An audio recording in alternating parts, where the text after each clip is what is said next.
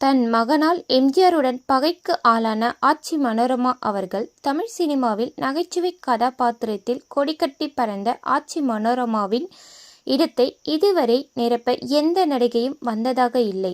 அப்படி புகழ்பெற்ற ஆச்சி மனோரமாவின் தனிப்பட்ட வாழ்க்கை சற்று கொடூரமானதுதான்.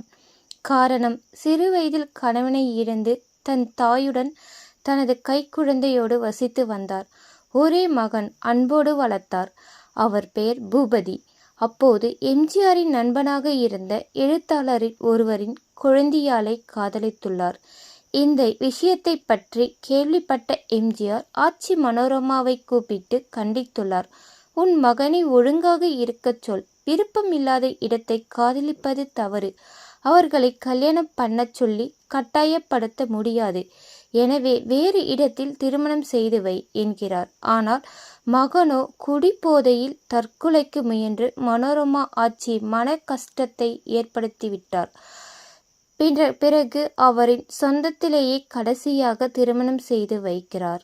இந்த தகவலை எழுத்தாளர் கலைஞானம் அவர்களை பல பேட்டிகளில் குறிப்பிட்டுள்ளார். இந்த சேனல் உங்களுக்கு பிடிச்சிருந்தா லைக் பண்ணுங்க.